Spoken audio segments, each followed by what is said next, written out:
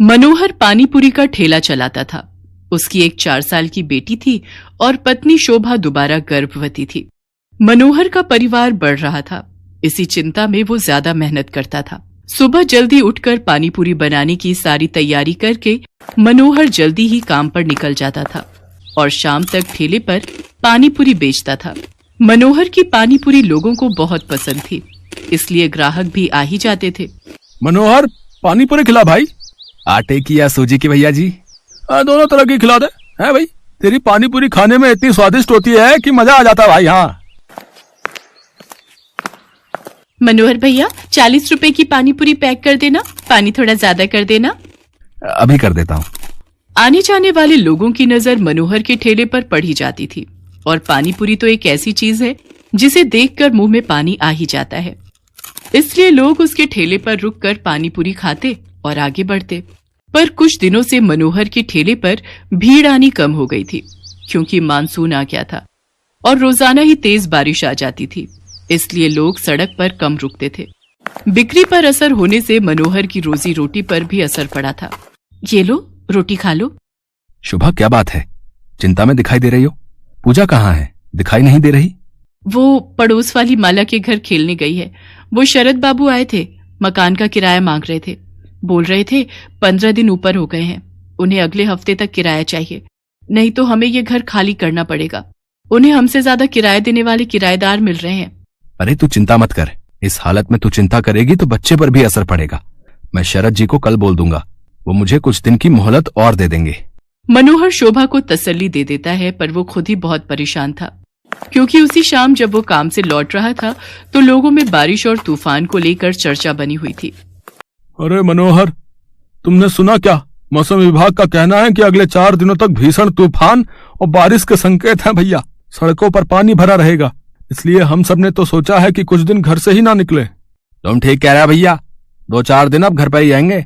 वैसे भी मेरी अच्छी खासी बिक्री हो जाती है, पर डर भी तो है बारिश में अगर बाढ़ आ गई तो, सड़कों पर पानी भर गया तो, है घर नहीं लौट पाए तो। मैं तो सोचकर ही घबरा रहा हूं भैया। चलो भाई चलो, समय से घर चलते हैं भैया। मनोहर उस शाम को हुई इस बात के बारे में सोच सोच कर करवट बदल रहा था। उसे समझ नहीं आ रहा था कि वो अगले दिन जाए या नहीं, पर उसे मकान का किराया भी चुकाना था। इसलिए वो मकान मालिक शरद से बात करने जाता है। शरद जी, मैं अगले महीने तक आपको किराया दे दूंगा। अभी बारिशों का सीजन है तो काम बिल्कुल भी नहीं है। देख मनोहर, मैंने घर किराए पर देने से पहले ही ये शर्त रखी थी कि मुझे किराया समय पर चाहिए, पर तू हर बार ही किराया लेट कर देता है। अब मैं और देर नहीं कर सकता। तू अगले 2 दिन तक मेरा किराया दे दे, वरना घर खाली कर दे। मेरे पास इतना टाइम नहीं है कि तेरे से बात करूं, मुझे काम से जाना है। मनोहर चिंता में घुला घर लौट आता है। उसके पास कोई और चारा नहीं था, इसलिए वो अगले दिन फिर से पानीपुरी का ठेला लेकर काम पर जाने लगता है। पड़ोस की सुनीता भाभी कह रही थी कि अगले 2 दिनों तक बहुत बारिश होने वाली है, आप 2-3 दिन काम पर ना जाओ तो अच्छा है। शोभा, मैंने शरद जी से बात की थी, वो नहीं मान रहे हैं। उन्हें अगले 2 दिन में किराया चाहिए, इसलिए मुझे पानीपुरी का ठेला लगाने जाना ही होगा। मनोहर घर से निकल पड़ता है। वो ठेला लेकर जब अपनी जगह पर पहुंचा तो उसने देखा आज बहुत कम ठेले वाले खड़े थे। उसे पता था कि सबने पहले ही मना कर दिया था, इसलिए सब 2-3 दिन घर पर ही रहेंगे। मनोहर अभी अपना ठेला तैयार कर ही रहा था कि अचानक तेज बारिश शुरू हो गई और बारिश लगातार तेज होती जा रही थी। मनोहर का पूरा ठेला बारिश के पानी से भीग चुका था। उसका बहुत नुकसान हो गया था। हे भगवान, कितना नुकसान हो गया। सोचा था आज थोड़ी कमाई हो जाएगी तो किराए के थोड़े पैसे देकर शरद जी को संभाल लूंगा, पर अब क्या करूं? आज तो 1 पाई की भी कमाई नहीं हुई। अब तो वापस घर जाने के सिवा कोई रास्ता नहीं। घर ही चला जाता हूँ। बारिश का पानी सड़कों पर भर रहा है, अगर कुछ देर और रुका तो यहीं फंस जाऊंगा। मनोहर अपने ठेले को अभी लेकर जा ही रहा था कि अचानक से एक गाड़ी तेजी से आती है और सड़क पर फिसलती हुई एक पेड़ से टकरा जाती है। अचानक हुए ऐसे हादसे से मनोहर दंग रह जाता है। वो देखता है कि गाड़ी एक महिला चला रही थी और बराबर में उसके एक छोटी बच्ची बैठी हुई थी। महिला की ज्यादा चोट आई थी और वो बेहोश हो गई थी।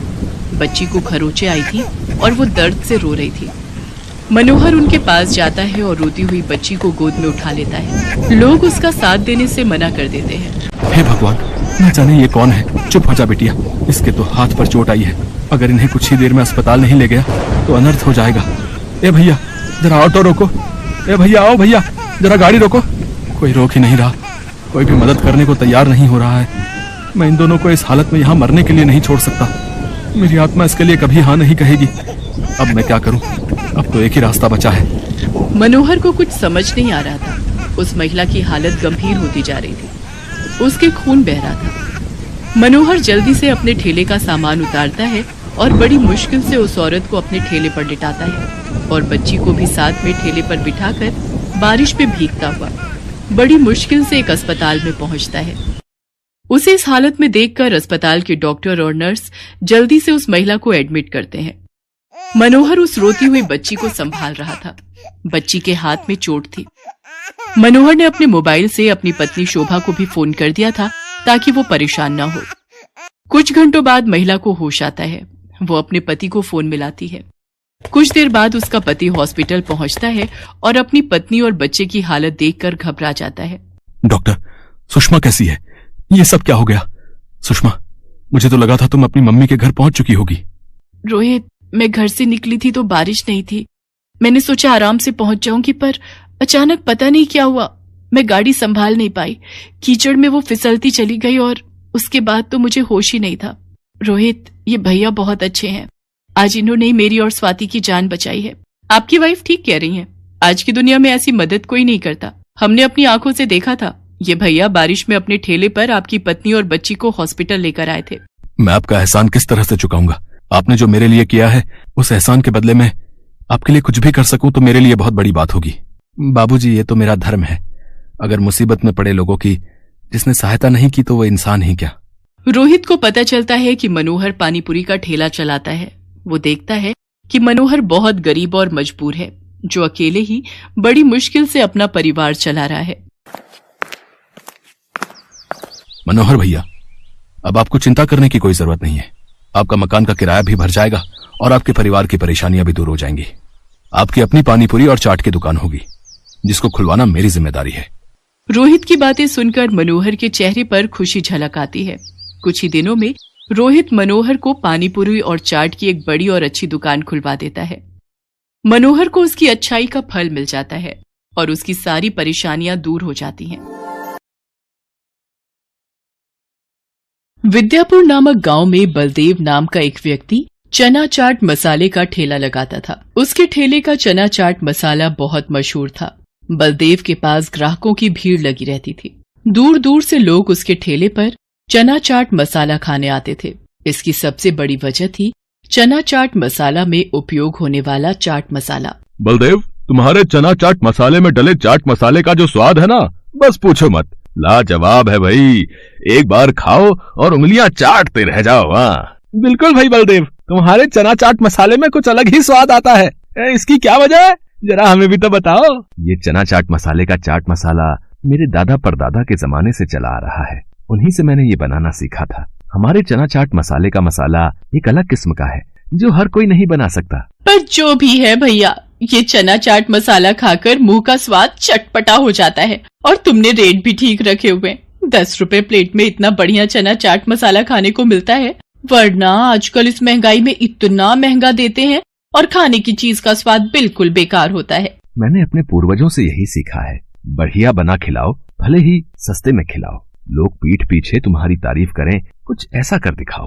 लोग बलदेव की बात को सुनकर बहुत खुश होते हैं, और हो भी क्यों ना, 10 रुपए में उन्हें इतना बढ़िया चना चाट मसाला खाने को जो मिल जाता था। इसी तरह से लोग आते और बलदेव के चना चाट मसाले की तारीफ करते। ऐसे ही एक दिन बलदेव जब अपने ठेले पर काम कर रहा था, एक बूढ़ा व्यक्ति बलदेव के ठेले पर आया और उससे बोला, भैया मैं बहुत दूर से आया हूँ, मैं बहुत परेशानी की हालत में हूँ। मेरी पत्नी का कुछ वर्ष पहले ही देहांत हो चुका है और मेरे बेटा बहू ने मुझे घर से निकाल दिया। तब से मैं दर दर भटक रहा हूँ। क्या मुझे तुम्हारे पास कोई काम मिलेगा? अरे बाबा, आप परेशान मत होइए, आपको मेरे पास काम, रहना, खाना, पीना सब मिलेगा।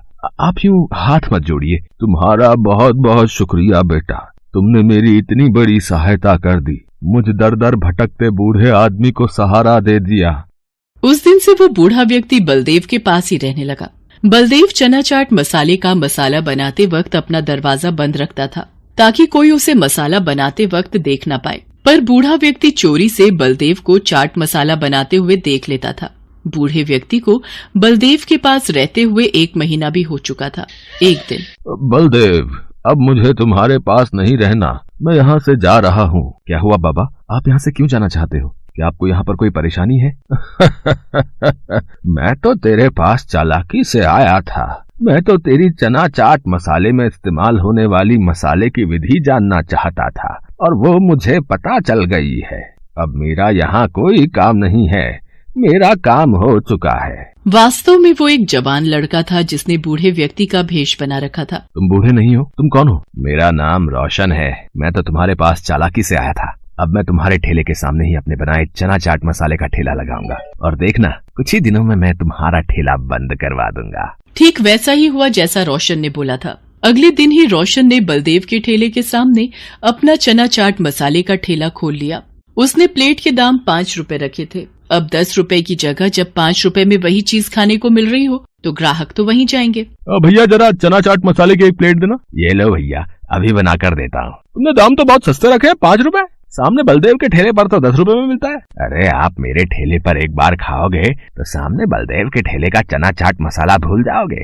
ये लो, आप दोनों की प्लेट तैयार है। छी छी, फु, फु, फु, फु। इतना बुरा चना चाट मसाला मैंने आज तक नहीं खाया, बिल्कुल बेस्वादी। फु, फु, फु, फु, फु। इतना घटिया चना चाट मसाला तो मैंने भी नहीं खाया। कितना बेकार बनाया है, मुझे तो गुस्सा आ रहा है। चलो भाइयों, इसका तो ठेला ही तोड़ देते हैं। इससे अच्छा तो सामने बलदेव का ठेला है, कम से कम 10 रुपए लेकर बढ़िया चीज तो खिलाता है। हाँ, इसका ठेला ही तोड़ दो। हाँ, तुम सोच रहे होगे ना रोशन, आखिर तुम्हारे चना चाट मसाले में वैसा स्वाद क्यों नहीं आया जैसा मेरे चना चाट मसाले में आता है? वो इसलिए क्योंकि मैंने तुम्हें एक दिन चोरी से मुझे चना चाट मसाला बनाते हुए देख लिया था। मैं उसी दिन समझ गया था कि तुम किसी फिराक से आए हो, इसलिए मैंने गलत सामग्री डालकर तुम्हें असली विधि दिखाने का नाटक किया। ये चना चाट मसाला सामग्री की विधि मेरे पूर्वजों की धरोहर है। इतनी आसानी से ये किसी बेईमान के हाथ नहीं लगेगी। इससे पहले कि ये गांव वाले गुस्से में पीट पीट कर तुम जैसे बेईमान आदमी का बुरा हाल कर दें, तुम यहाँ से चले जाओ। रोशन की सच्चाई जानकर गांव वाले गुस्से में आ चुके थे। रोशन को पता था कि अगर वो 2 पल भी वहाँ रुका तो उसकी खैर नहीं। वो मुंह नीचे करके चुपचाप वहाँ से चला जाता है। Best buddies. Hello friends, thanks for watching this video. अगर आपको ये वीडियो पसंद आया है तो प्लीज लाइक, सब्सक्राइब, कमेंट्स करें इस वीडियो पर और हाँ, शेयर करना भी ना भूलें। और भी मजेदार वीडियो देखने के लिए नीचे दिए गए बेल आइकॉन को दबाएं। देखते रहिए बेस्ट बडीज।